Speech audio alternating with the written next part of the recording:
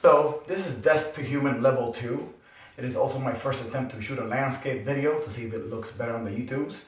Today we're going to be concentrating on improving that plank and bridge position, transitioning things to the one leg round, which we need to stand fluidly, and getting from belly down or back down on the floor to sitting. Okay, so first we're going to start with the bridge. Basically, again, there's a lot of correlation between this one and my couch to barbell program. We're going to start working. Once we're in that bridge position, I want you guys to start practicing getting off of both legs and coming to one leg. The first way of doing it is just by lifting the heel. Now what we're looking to see is that this does not dip as you do that, right? There's no change in the level of your hip up here. Now you can just go from that one side to the other, lifting the heel. That's perfectly cool and acceptable. You can come down and come back up and do it again, right? Whatever. Now, once that's once you got that down, then we can start thinking about lifting the whole leg. And I like to pull it in as I lift it. And that will transition to lunge positions that we'll use to stand up. So pull it in, pull the toes in, and get into that triple flexion position. Again, you can put down, come up, pull, come down, come up. You can just stay up here and practice the march, right? Without letting any of this change, without letting the relationship between the hips and the rib cage change. And if it starts changing, then you don't take a break. Or stop for the day, right? If you can't control it, stop for the day. Or, regress, right? If you're lifting the leg and it changes, go back to just pick up the heel up, right? Make it easier. Remember, this program is all about practicing movement, not about doing sets and reps to get tired. Now, the second thing I want you to practice, again, from the couch to barbell program, is the forearm and knee plank. The whole point of the forearm and knee plank is that we start practicing the fact that the plank, or the push-up position, is done not only with the shoulders, but with the abs. So the abs are tucking in, lifting you off the ground, and the shoulders are driving forward, not up, forward, to push the arms into the ground, right? It's not an arm movement only, it's an ab, shoulder, and arm movement. So the elbow and knee plank is pretty simple. Your knees on the ground, you drive through your elbows and your forearms and your knees at the same time to come up to here. That's it. Flat, here. Flat, here. And again, we're looking for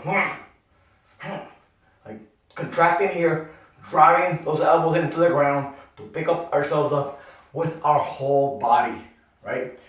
It's gonna be kind of hard to get into a good plank position if we don't get that skill first, okay? Now, from there, let's start talking about how to get to a sitting position. So we worked on the roll last time. Yeah, also, I won't hit my head with a kettlebell. Rolling to your side by driving into that leg. Now we're going to use that roll to get ourselves on an elbow and then a hand. And I kind of direct my hand in that direction, right? That way. So I push, I roll, elbow to hand. I'm in a sitting position. I'm completely on this hip. Some weight on that hand, some weight on this foot. Later we're going to lift that hip up. But for now we're just working on getting to here. Now to get down, I like to, there's a few ways. Let's not be dogmatic about this. There is elbow down and roll back. And of course we'll be doing both sides. There is roll up. There is slide and roll back. I kind of like that one better. But again, that's just me. See, it feels smoother. Slide to your side, then roll back. And then there's another way of getting up altogether. Rather than coming over your elbow, and when I come over my elbow, I drive through that leg and I pull with this arm at the same time. There's also a way that I basically get on my side and do a sideways crunch. And I get this elbow into my hip crease. And then try to get my knee to my head to my knee. Not my knee to my head. My head to my knee. I crunch in. And then when I crunch in, I kind of roll over the forearm and I come to that same position. Now that's not a great way of doing it with a load over your head like a Turkish get-up, but it works just fine for these body weight, sideways, rolling crunches, sit-ups things we're doing, right? So, and when we come down, that one is elbow down, head to knee, and roll away. So to recap, we got over elbow, and reversing it the same way. We got over elbow, and sliding out. And we got crunch, head to knee, elbow to hip crease, and drive through, and push through. Again, we're always gonna end up in this position where eventually we're gonna be able to lift our hip off the ground using this leg and this arm. So that's the third thing I want you to practice. Now, finally, no, not finally. The next thing is, again, more plank position practice. And when we do this push-up, guys, this push back, we come through a plank, right?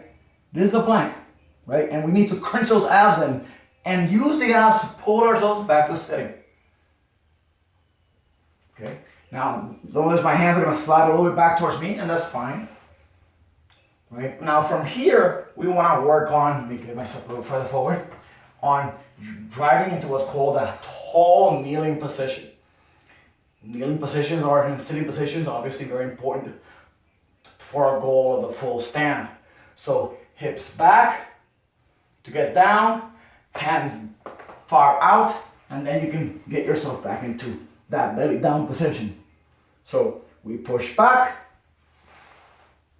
we tall kneel, that's a verb now, apparently. And we're gonna leave it at that for today, right? Really, really tall kneel, which means the most space possible between your knees and the top of your head. Coming down is that hip hinge we practice standing up. You can even practice it here, right? Head, hips back, head forward, keeping this relationship that we talked about, rib cage and hips, moving the head and the hips at opposite directions at the same time. Hands up, hands down, and notice, same thing going forward here. Head and hips moving together into that plank position and down. So practice that. Push back to tall kneeling. I just noticed I didn't turn on the lights. Hope this light is good enough. Maybe it is, maybe it's not, maybe it looks better, who knows. Finally, I'm not gonna change it right now. We're gonna practice getting on towards one leg while standing, right? Working on that top down. So, I'm gonna move this thing a little bit higher up here. So, we're working on getting on one leg on top down. Oh, this isn't great. You see, this is why vertical filming might be better sometimes. We get really far away. So, I'm gonna remove the heel off the ground. Remove the heel. So, coming to what's called a staggered stance.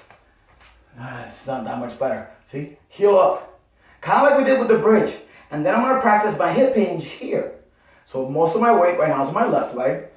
My head and my hips move in opposition of each other. Everything in between stays nice and long. Rib cage and hips level to each other. Also align with the neck, kind of.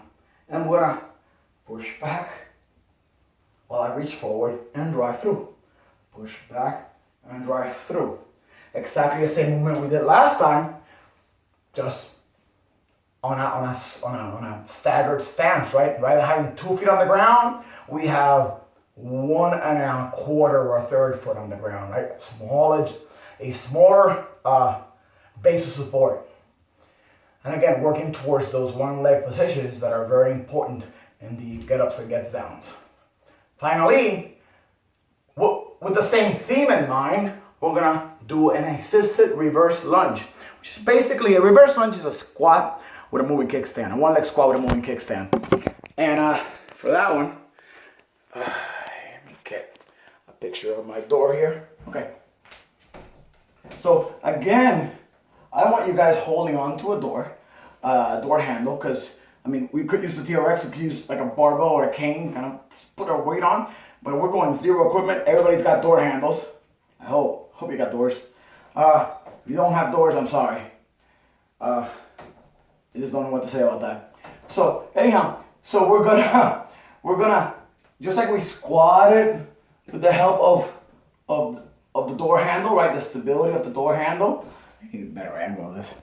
And my wall is right here behind me. I don't even know if I can step back correctly. We're gonna hold on and we're gonna step back. I can't even do it. No, I can't. I don't have any space.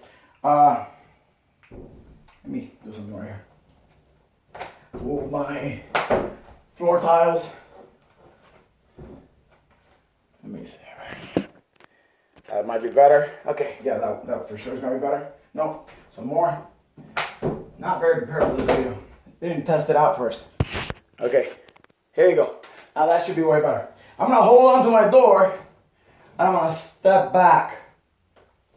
You can't even see my feet. Now you can only see my feet probably. I'm gonna hold on to my door and I'm gonna step back. Well, I'm not really stepping back. My weight's still on this front leg. I am squatting on that front leg. I am moving that kickstand. My toes are hitting the ground and supporting me. Both my feet are straight. I'm keeping most of my weight on that front leg. And I'm using the door handle for stability, but also to create tension. I'm kind of pulling down on that sucker, right? Trying to get some tension through my lats, through my abs, to make me more able to keep this long and tight, right? Look, that straight line that I have from my hips to my head now goes all the way down to my knee, right? When I do that movement, all the way down to my knee.